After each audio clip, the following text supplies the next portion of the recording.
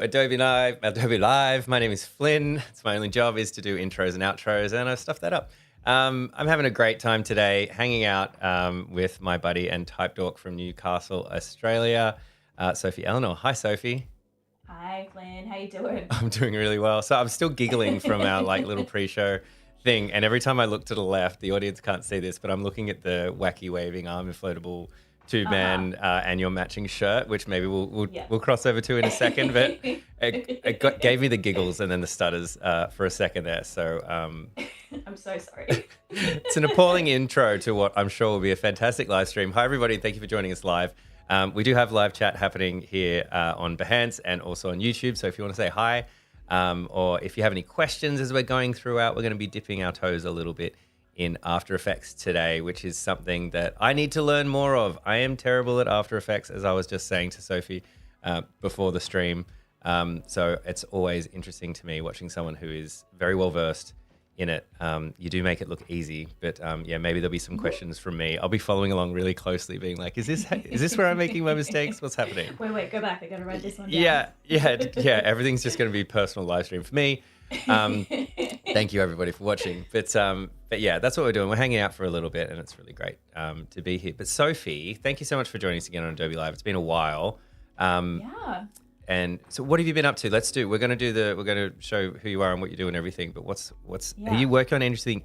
Are you working on anything interesting at the moment that you can share with us? I feel like I'm doing a million things at the moment. Yeah. I just this week actually I'm sending a kid's book off to the printers. Oh wow! I don't know if this is maybe a scoop I probably shouldn't be saying live. Okay. But, I am working this year at Maitland Art Gallery. Oh right, yep. And so we've been working on this project for a few months now, and it's nearly at the end. So that's been kind of consuming my life and my universe for the last little while. It's very cool, and I'm super excited to see it go to print. So that's going to be a really fun one. I'm also doing a bit of an artist in residency at the moment with Patreon. Oh, cool. Which has been pretty fun. Just playing around with all sorts of different ideas and concepts for them. But yeah, other than that, just my usual type dorkery shenanigans. Nice. Dorkery. You heard it here first. I love it. Coined the term. Yeah, back to the dorkatorium. I love that. You could do a whole spin-off series of that. Well, that's super cool. Well, let's talk about the book stuff offline because I want to find out more about that. But yes, it sounds like it's very fresh. That wasn't even prompted. We didn't even say, there wasn't even like a Ellen DeGeneres type, hey, you got a movie coming out kind of thing? I know, sorry. I went straight into spruik mode. Just threw you under the bus. But anyway, I know we got a lot to cover. Let's check out your Instagram just for people who aren't familiar with your work. Can you zoom in a little bit, actually? Make it a little bit bigger, just the little plus thing. Oh, Go zip, zip. Yeah, there we go. Because we're screens within screens here, so that makes it really cool. That's great. And there's the wacky. Sorry, this is the photo that gave me the This is that's what threw me. You're even looking at me in the photo like you're going to stuff this up. Just waiting for you to stumble. Yeah, well planned. This is my vibe. This is my little sort of portfolio corner of the internet. Very colorful, very type heavy, lots of motion, and that's what we'll be sort of noodling around with today. Specifically, we're going to be playing with some 3D looking, but actually 2D animation in After Effects. So I guess much like pretty much anything in Adobe, there's 30 different ways to do one single thing. Yeah. This is 3 different ways to kind of achieve that sort of flat but still 3D effect. So we're gonna go through a couple of these different techniques today. Awesome. Really cool. Yeah. So shall we dive in? Let's do it. This is the artwork we're going to be playing with. I don't know why, but I've been on a real onomatopoeia stretch lately. Okay. And I just thought this sort of 3D lettering has a real comic book kind of cartoony vibe to me. And so I thought, why not? Let's just lean right into this, and we'll take some zap, kapow, boom kind of words and Yeah. make them zoom off the page a little bit. Awesome. I've sort of deliberately chosen or drawn rather some lettering that's like quite complex too, just to show you like that this technique does work on really complex sort of outlines. Right. But also, you know, just kind of drawn it like this because I'm trying to make it look like how the words sound. Yeah. That makes sense. Totally. Yeah. This is very like comic book kind of style thing.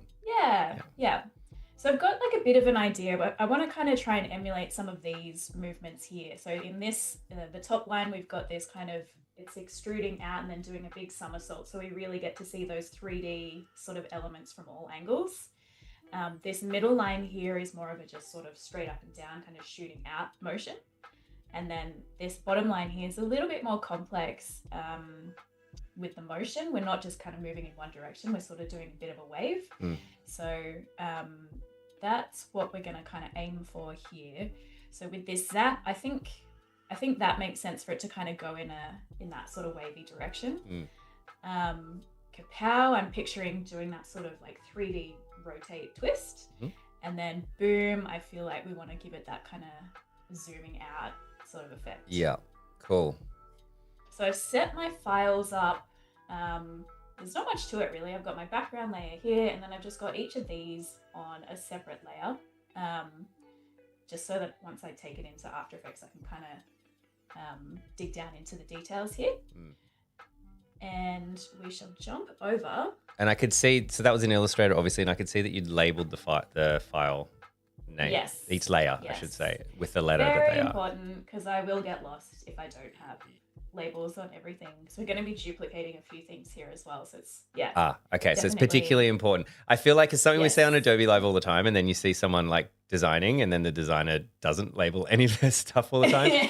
But I just wanted to call it out because I've seen this, your approach to this before, and I know that it's like it's virtually critical, because otherwise you're just clicking every single layer and it gets a bit complicated. So do yourself a favor and make sure you do label your layers here. It gets very messy very quickly. So yeah, definitely helpful to layer your label your layers. The first thing I think we might tackle is this boom lettering at the bottom. So it's maybe the most sort of straightforward technique, and that's this kind of zooming out effect. And before I do anything, I'm just going to take a copy and paste those layers. So I've got a duplicate of them there, and I might just pop them in a different color, both in the label and in the like the fill. Oh, hang on. No, I didn't change that at all there. Let's do that. So we can tell we've got different layers here. I'm just going to slot those underneath there, and we'll come back to those in a sec. Right. The first sort of motion we're going to inject into this piece here is we want to actually move the letters. So our top layer here, let's drop some keyframes. Oops. So I'm just twirling down into the transform drop down menus here, and I'm just gonna, with all of my boom layers selected, actually let's color code this properly. Boom is in yellow, the bottom layer is blue, so let's put it in blue. And we've got our background in pink. I feel better about that. Colors were all over the place before. Right. Let's get organized. Okay, so with our boom layers selected, I'm just going to drop a keyframe on the position tab property, and then I just want to move this in a 45-degree direction. So I want to maybe move like 100 pixels this way and 100 pixels this way. And the easiest way to do that is just to add 100 to the numbers that I've got here. And this one should be minus 100.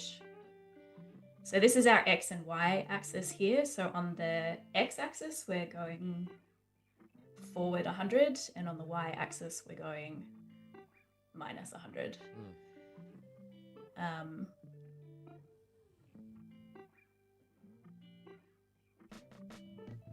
And I'm just doing 100 pixels on each X and Y axis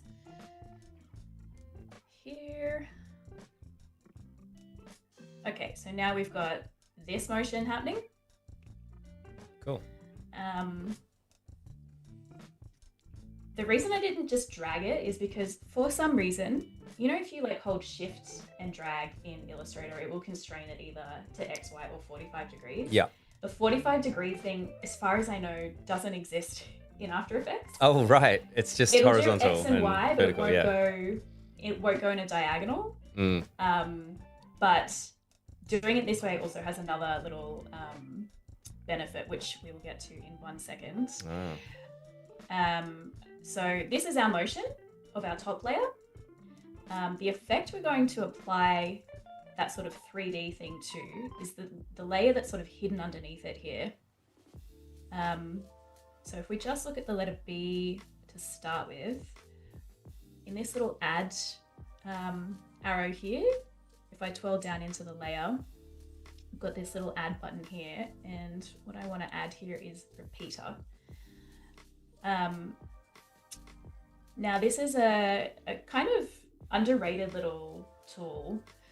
You can kind of see here what it's doing a little bit if I drop down into it. So by default, it's just added 3 copies, but I can add more here.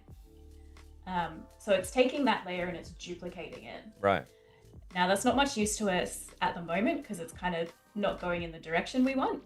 But if we have a look at this transform repeater little drop down here, what it's actually doing is, so it's got 7 copies here and it's moving them 100 pixels this way and 0 pixels this way. Right. That's what these 2 little properties here mean. So that's not the direction we want to go in. We're going in a 45-degree diagonal direction, which is 1 pixel this way and minus 1 pixel that way, in the same way that we went 100 minus 100. Oh, it's minus to go up. To go up. Oh, yeah, that makes sense. Okay, yep, got it. So if I say 1 and minus 1 here, you can't really see what's going because we haven't got too many copies. But if I, hang on, 1, we want 1. Oh, I have applied it to the scale property. Silly me. Let's just put it back on here. So we want to go 1 there and minus 1. Okay, now you can kind of see when we add copies, it's kind of taking it and stacking it on top of itself to get to that direction. Yeah. So we want it to start at 0 because when we're just sort of beginning the animation, we don't want to be able to see anything. So I'll say at this point, which is in line with this kind of keyframe we put up here before, we want 0 copies. And then we'll go forward to here. And I know because we moved 100 pixels before that I actually want 100 copies rather, and that's going to take me to exactly that spot up there. And so now we've got this really cool little sort of zoomy zoom effect. That's awesome. And I should be able to duplicate that. So I just copied that repeat effect there, highlighted these and pasted it. And if I open that up, you can now see we've got the same keyframes there. Yeah. And so that's kind of like you literally just copy that, like selected that layer and you just command like shortcut copy. Yeah. Like you would anything. Yeah. And then paste it on. So it's a bit like pasting the attributes in Premiere. Yeah. But now we've got this like really really kind of dynamic little motion here. It feels very 3D, even though it absolutely isn't. And you know, we could have done this manually, like adjusting the sort of outline of the shape, but this is a really complicated outline and that would have been a nightmare to move all of those sort of anchor points. But this just does a really clean job of that. This is really great if you're moving in a linear direction. It's not so great if the object is kind of moving around a bit. But let's just kind of finish this off a little bit here. And we'll take all of these keyframes, duplicate them, take all of our starting keyframes and pop those back there. So now we've got this nice little bit of motion here. Nice. And I'm just going to, be good if I sized my window to the screen properly. That would be really helpful. I'm just going to bring my playhead in a little because... Oh, it was cut off on your screen. Okay, I thought that I did something wrong and I was like, oh, it's too late to fix it now. But no, it was getting cut off by your screen. Let me just do this properly because it's going to drive us both mad if I'm just falling off the edge of the page here. I thought I'd cropped your screen somehow. I tried to fix it on the fly and then I was like, this is too complicated. So no, that's okay. I should have thought to think about it at the start. I'm going to add a little bit of ease here because the motion was a bit stilted before, and now we've got this much more sort of smoother motion. And I'm also just going to grab all of my keyframes here, whoops, and just offset them. Maybe 2 frames each, and we'll just see how that looks.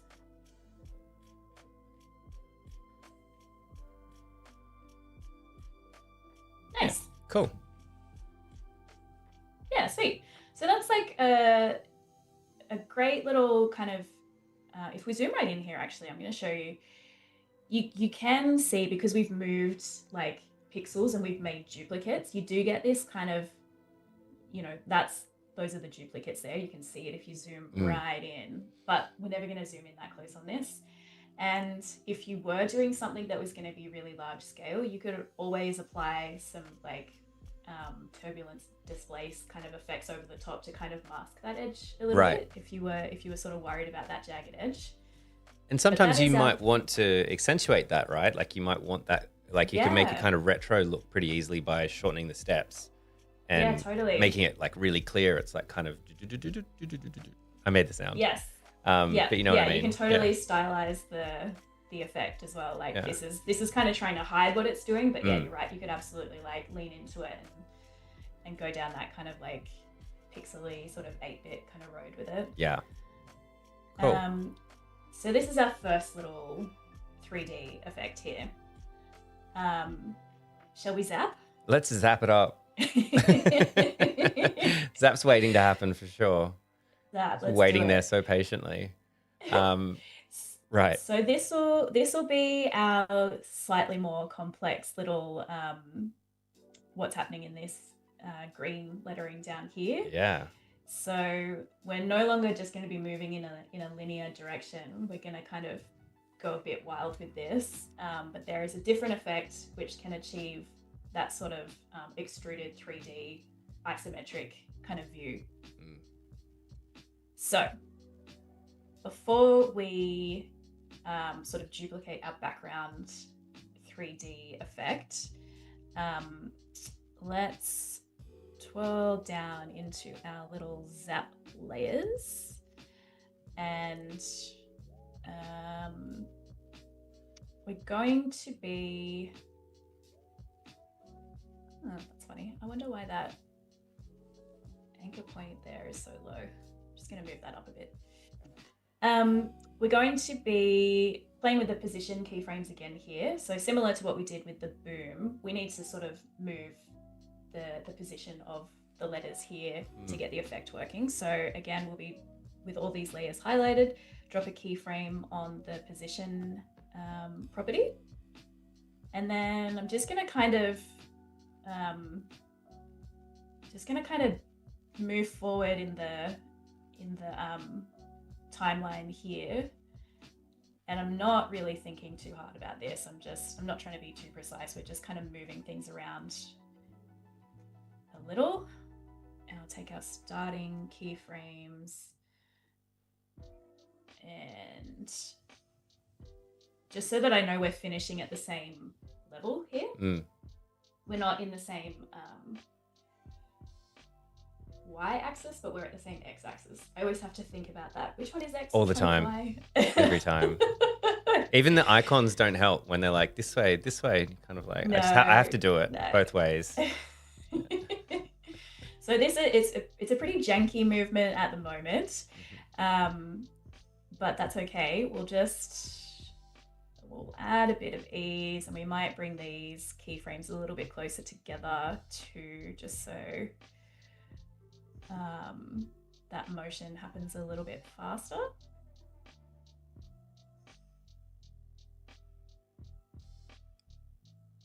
Cool.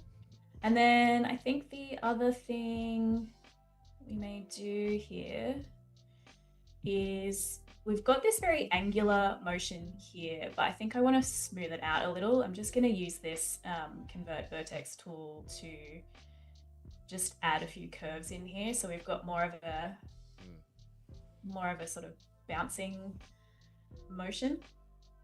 And I'll just quickly do that for not for that one, for our other. Oh, wow. Okay. Let me zoom in. And so you only have to select the first anchor point for that path to show when you do that, so you can affect this. Yeah. Okay. I've never done this before, so that's cool. It doesn't help when you have got the anchor points of the sitting. Oh man. Okay. We'll come back to that one. Sitting, directly over the top of my path. That's so funny. Points. Such a unique problem that you've landed an anchor point on top of exactly where another anchor point is. Can I move it a tiny bit? Is that cheating? Can you cheat? Yeah, cheat. We'll just do cheat that. away. That's awesome.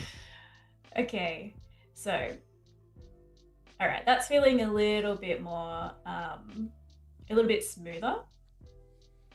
I think it's okay that it's still a little bit jagged because the word itself is quite sharp and spiky, and the motion I think it's okay that it's sort of doing that. Maybe even let's make it a bit faster. So just bringing those keyframes in, one more frame each. And this is the part of the process where you can lose hours just going, are those keyframes the right distance apart? Right. Okay, we've got our motion. Now what I'm going to do is duplicate those 3 layers. So just Command C, Command V to paste them. And I want to change the fill of those, and let's just match it to our other blue there. Oh, we've got to do some color coding again because these are incorrect. These need to be yellow.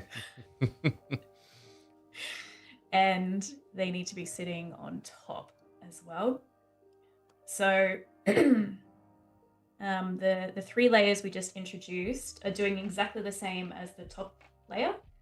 We can't actually see them because they're just following the exact same movement at this point. But we are going to go over into our little effects and presets tab over here, and we're gonna search for an effect called Echo. If I drag that over here, I mean, the effect kind of does what it says on the box. It's just going to echo whatever is happening here, but we can sort of determine the parameters of that echo. So we can say, I want 50 echoes. By default, it will set the blend mode to add, which is not what we want. We want composite in back. We just want that flat color. So if you just switch that over there, and now you kind of get a bit of an idea about what's happening here. Cool. It's a hot mess though, because the echo time is too far apart, which means that it's creating an echo of itself in time, but the distance is a bit too far away. Got it. I feel like I'm writing a sci-fi novel here or something. We're about to discover time travel. Yes. On Adobe Live here in After Effects. I'm going to add another 0 into here, which seems like a tiny, tiny amount. We're at 0.003 seconds. But it's a way smoother motion now. Oh, wow. That's cool. Yeah. And again, you can make the number of the higher the number of echoes, the longer that trail will be. So you can kind of, it's purely, however far you want it to go. It's a stylistic choice here. Maybe let's go with 50. 50 kind of feels nice. The other thing you can do is play with the decay. So what that means is you can kind of like blur off the echo. So instead of them all being at 100% opacity, they sort of trail off, and you get this really lovely kind of gradient effect in the background. Yeah, that's awesome. But I'm just going to go back to this guy, because I feel like for our comic book we want it to be kind of punchy and full color. That's too many echoes. Let's go back to 50.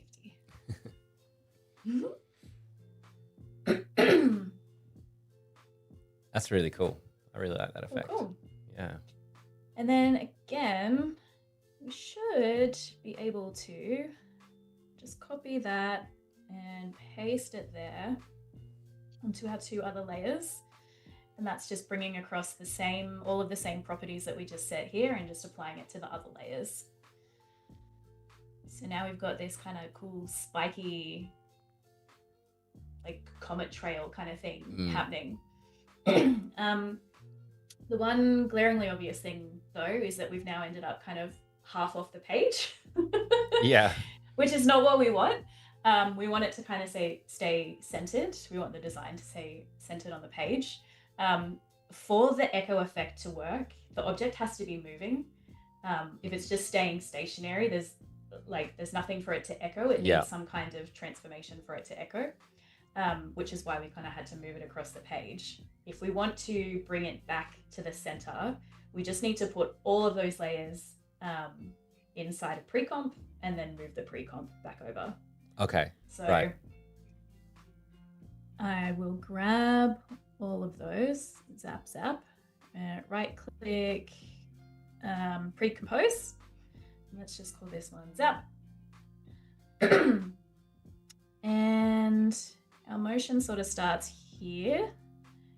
So that's where we kind of want to end up.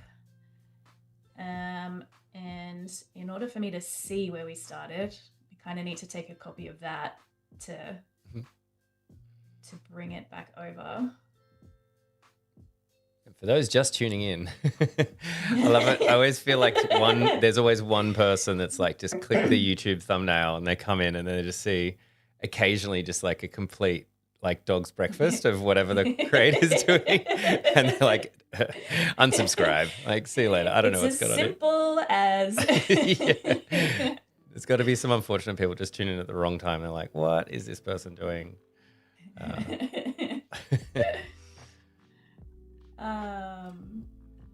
Okay. And what's happened there is because this is like another funny little thing that After Effects does. If you pre-compose something and a layer is sort of falling off the edge of the page, it will crop it to right where the edge of the page was, even if you're moving it. See how the end of our P I see. Yeah. is cut off there. It's a really easy fix though. It's this little sort of star icon here. So if I just click that back on, it's gonna bring the whatever was falling off the edges before. I've done something similar in Premiere, like doing like a 8-hour edit, and then suddenly tried to change the aspect ratio and realized I thought it was cutting everything off, it's a nightmare. But it was as simple as that. It was just a setting somewhere. And I thought, oh my gosh, all this work I've done. And now I had all the timing, captions, all that sort of stuff happening. And then I needed to resize it for vertical or the other way around. And I thought, oh my gosh, I've cut it off like in step 2 of 400. And now I've done all this work, you moron. And then, thankfully realized it wasn't. It was just a view type of the canvas. But it was appearing as if I'd cut the entire thing off permanently. It was very scary. It's devastating when you don't immediately know the answer to that too. So you're like, I just did all this work. Where is it gone? Totally. Yeah, exactly.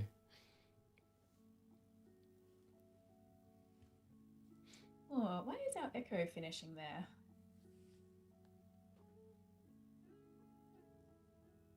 That's a little strange.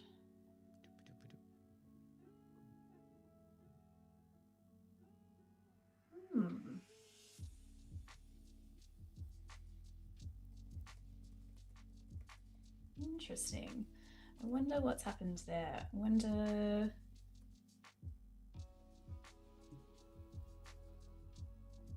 Maybe let's just bring all of this across a little.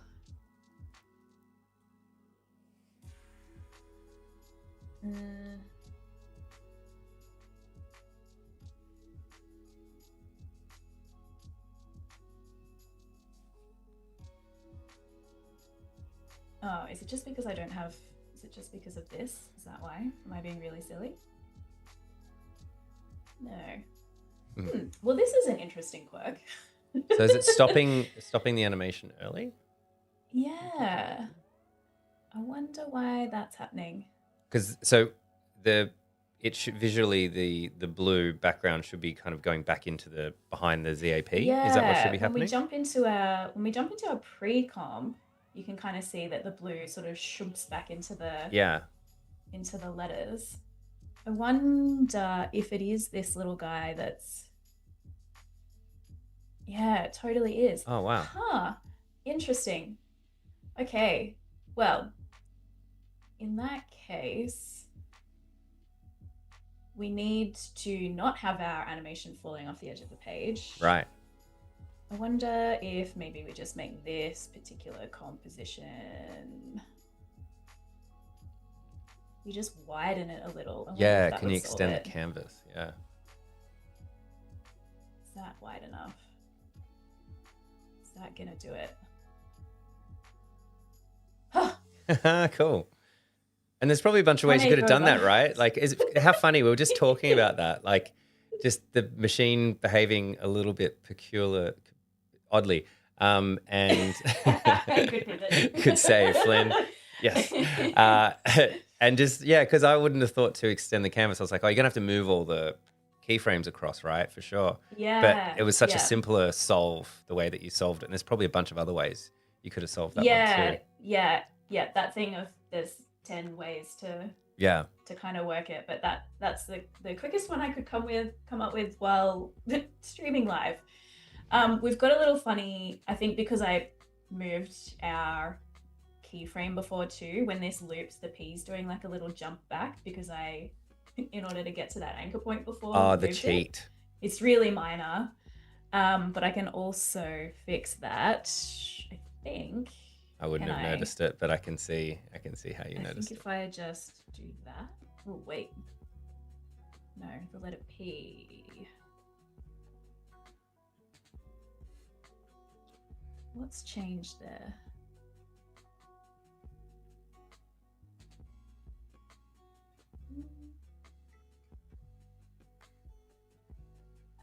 Anyway, that's like a little quirk that I have, a little spanner in my own works that I've thrown in there. Just that little kind of jump back. It's anticipation, right? Anyway. The rules of animation. That's not meant to be there. We pretend that it isn't.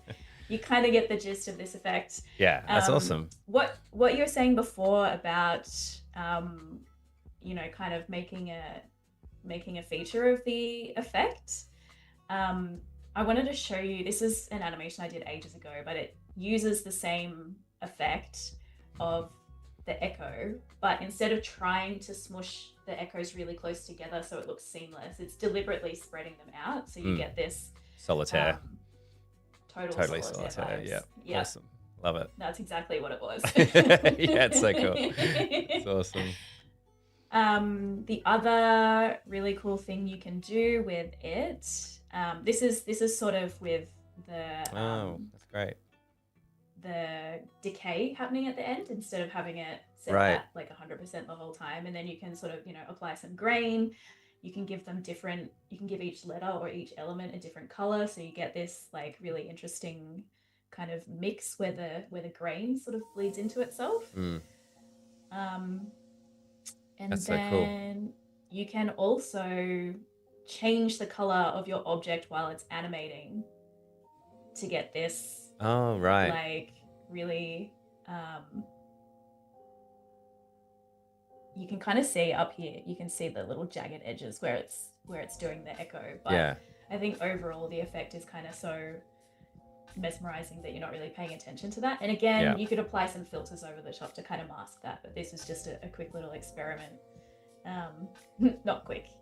This takes ages to render, which is why we're not doing this particular one live. Yeah. Takes a lot of sort of horsepower to get that to run, but yeah, there's all sorts of different things you can do with this effect, and it's a really fun one to play with. That's really cool. Yeah. Yeah, but do be aware it will take your machine some time to process. Yeah. Yeah. I mean, I While guess you're you could going. kind of experiment for a while, like having like just like, could you change the steps kind of towards the end and be like, okay, now I want 1,000,000 steps. Yeah. Whereas you could Yep. say, I want, I don't know, 3 steps between each kind of section that I've moved. So it's more like 100 instead of 10,000 or something. Yeah. Yeah. Well, I mean, anything that has a little anything that has that little sort of clock icon next to it is a property you can animate. So you absolutely could say at this point I want 50 echoes, but jump forward in your timeline and say, okay, now ramp it up. Yeah. And then bring it back down again. So yeah, you can really control quite precisely how that effect is happening. I think it's a funny thing, like for people, like just for general people who don't have like a beefy machine or something, they want to try something out. There are kind of ways that you can kind of get into doing, because I know 3D and like animation can sometimes be a bit of a barrier, like based on the machine that you might have. But Yeah. little things that people can do out there if they're watching this and they're thinking, oh, my machine can't do that. You can kind of cheat a little bit Yeah. and Yeah, totally. do some shortcuts. Yeah.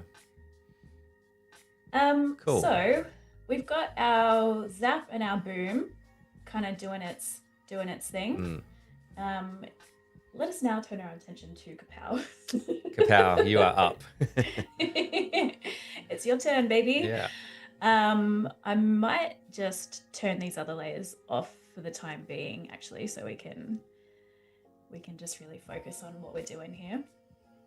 And if we go back to our little reference image here, so now we're going to do this sort of somersaulting 3D block kind of animation, which looks way more complex than it actually is, as I will show you in 1 second. Yeah, I would have thought that it would be the hard, like if I was ranking them, I would have thought that it would be the harder one to do or the more time consuming. And then probably the bottom one, and then the type in the middle would be probably the easiest one. But yeah, wasn't quite that way. Let's again put this in yellow because our lettering is in yellow and it just soothes my brain to do this. Okay, if we look at our, without doing anything to it, if we just look at our sort of line work that we've brought in from Illustrator, we've got these properties here, which is great. But if we want to sort of play in a more 3D space, we need to turn on this little 3D layer here. You can see when you hover over it says 3D layer allows this layer to be manipulated in 3 dimensions. So that's just a little box we tick here, and you can see when we do that it's added a few extra properties for us to play with here. The one we are going to be noodling with is this X rotation. So we want to start at 0. We want to lock in our starting position, so we'll just drop a keyframe there. And I want it to do a full sort of 360 somersault, but because this is animation, we like to add a bit of anticipation and a bit of follow through. Before we do that full somersault, I'm going to get it to just kind of lean back a little. Yep. So it's just kind of doing a little, oh, I'm getting ready to do a somersault lean. Yeah. So just doing a bit of that. And then we want to go back to 0, and I want it to do 1 full rotation. And I actually want it to overshoot a little. And I'll just swap these keyframes around so that it's overshooting and then coming back to that sort of 0. So, whoop. This 3D stuff also is a little more heavy on the rendering Right. processing kind of thing. But it's not too bad. I think we'll be okay for today. So this is the bones of our motion here. Let's add a bit of ease because everything always looks better with ease. Maybe bring this out a little. Shoo, shoo. That's cool. Cool. All right. Now it's not looking very 3D, even though we have sort of animated it in this 3D space. But we're going to fix that with this little drop-down geometry options here. There's also a material options. I never touched any of this. This is all a bit too fancy for me. I think this is if you want to play with like, you know, lights and cameras and shadows and things like that. Right. I want a very sort of flat color. I want it to look 2D but be animating in a 3D way, so I'm not touching any of those material options. Just set that to 0. I want for this animation to start as 2D and then kind of reveal a 3D element. So the property to play with there is this extrusion depth. So it's set to 0 at the moment, which is where I want it for the starting position. But as it kind of rocks back, I want it to sort of, and you can see what's happening here as I bring that property out. It's just, it's extruding the shape into a third dimension. So I want that to only be revealed once the letter starts moving. And now when it flips, we've got all of this meat on the bones, which we didn't have before, which is kind of cool. Oh, wow. Nice. And I will copy that keyframe and chuck it there, and copy our 0 keyframe and pop it at the end, so that when it finishes its somersault, just give that a little second to think, it kind of pulls back into itself. Yeah. So it's doing a lean back, extruding, doing the somersault, leaning forward, and then coming back to a 2D sort of shape. So that's kind of our main little motion there. Cool. It's a cute little flip. I like it. I like the speed and the pace of it all. Yeah. It's hard to see though because everything is yellow, which is not ideal. Right. However, there is a really cool little trick. Let me bring back this zap layer for a sec because I actually want to eyedropper this color here. If you select back in our K layer for Kapow, you select the group and go add side color. You can now make that whatever color you like. And so now we've got this like really cool little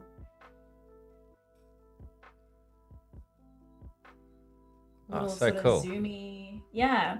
And you can actually you know, you can change the back color, you can add a bevel, you can change the front color. There's all sorts of different things you can do. I really like a 2-color kind of palette, so I'm gonna stick with my blue and yellow here. But it's a pretty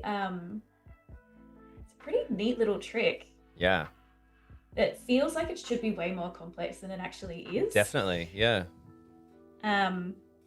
And so now let's just apply that to the rest of our letters. First thing we have to do again is switch that 3D layer on.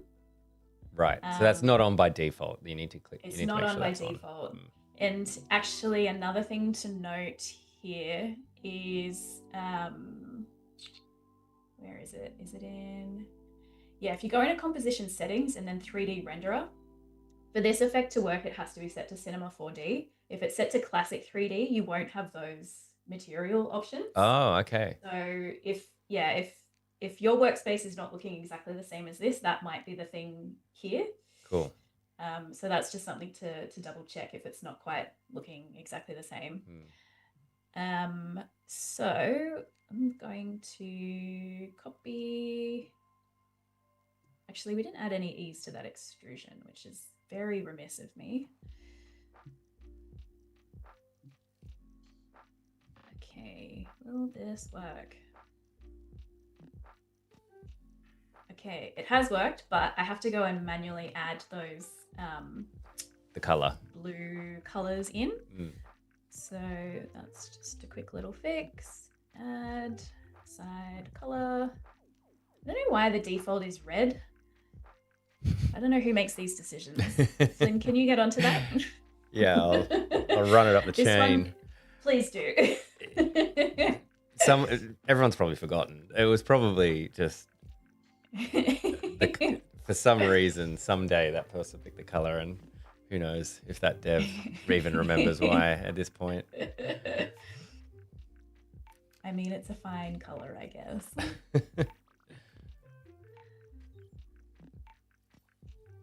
Oops. So just finishing off this last little block of color. Cool. Now, just give that a little second to do its thing. And you can kind of, once we've got this sort of base animation, you can just sort of layer a few more other little sort of properties on top of it to give it a bit more life. At the moment, we're only rotating in this sort of direction. There's no like up and down movement at all. But that would also add a bit of anticipation and follow through. So for example, if we go back to our K letter, and we want, what do we want to do? We don't want to rotate. We want to transform the position. And I'm just going to separate those dimensions. So I think it's the Y. Yeah, cool. If we sort of drop this down a bit, and then maybe when it's up here, it kind of jumps up. Copy that keyframe.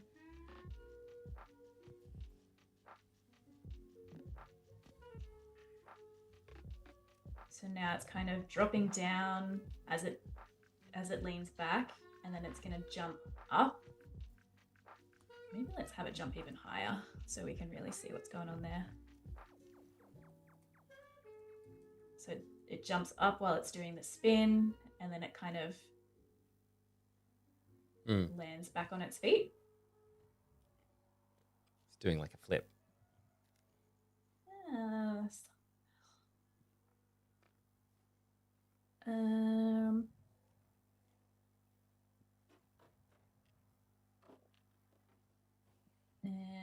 just pasting those keyframes again. The reason I'm separating those dimensions too is that the ease just works better when it's only on one axis. That makes sense? I don't really know why. It just does.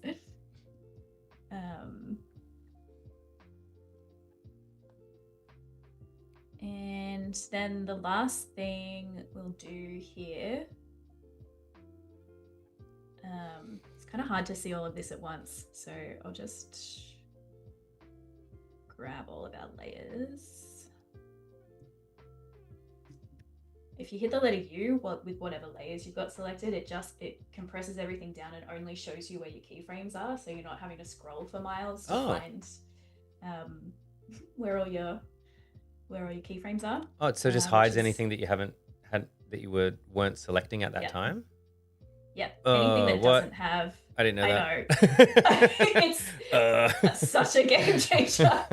That's the second one of those I've had today. I had one in Adobe Audition that I won't bore everybody with, but yeah, I had a revelation in editing for podcasts in Adobe Audition this morning.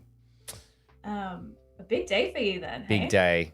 Yeah, it's one of those things. It's like, oh, that's amazing. That's such a life-changing thing. Oh, wasted so many hours. Yeah. So many days. Yep.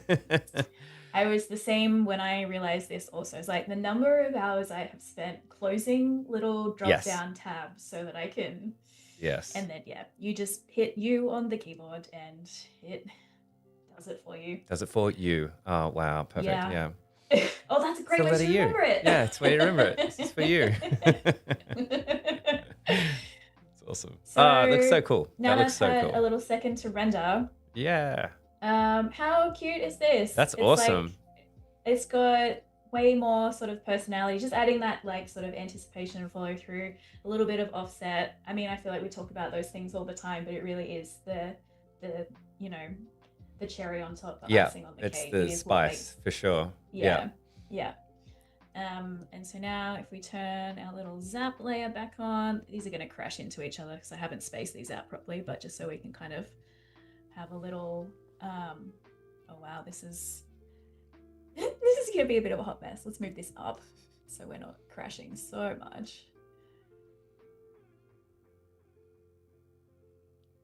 All right, it's kind of a lot to look at once. I need to rejig the spacing here, but you sort of get the idea, and maybe changing the colors too, so there's like less of this bleeding into itself. Right.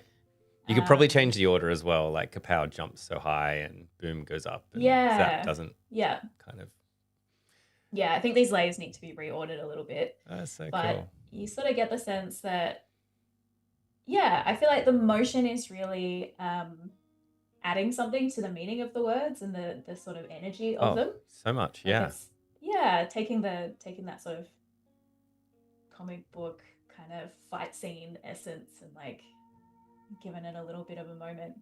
It's funny because everyone was my favorite one after I'd seen it. And I might I just have no be, favorite children. yeah, right, recent bias. But yeah, I think there's something about the Kapow one that's really, yeah. It's amazing how smooth it is. Like that looks really fantastic, right? The Kapow Yeah. flipping. Yeah. Well, I guess, and it's so easy to duplicate as well. Like once you've kind of finessed the effect on one thing, it's really nice to just be able to Yeah. like speedily just add it to a bunch of other layers, and all of a sudden you've got this whole sort of composition. Yeah.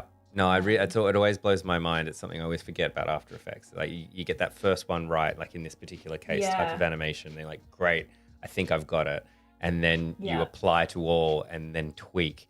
And then that I don't know, the last kind of 10, 15%, everything kind of comes together. Whereas you put all the work is put into it, it's not looking great, and it's a hot mess. And then get to the end. You and feel it's like you're fantastic. getting nowhere. And Yeah. then all of a sudden you're like, oh wow, I actually have like a whole thing going on here. It all comes It's together. really cool. Amazing. Yeah, so I feel like I will probably spend a bit more time on this. That P is just driving me nuts. I'm gonna have to go and fix that up. I'd already forgotten about it, but yeah, I get it. I can't unsee it now. Yeah.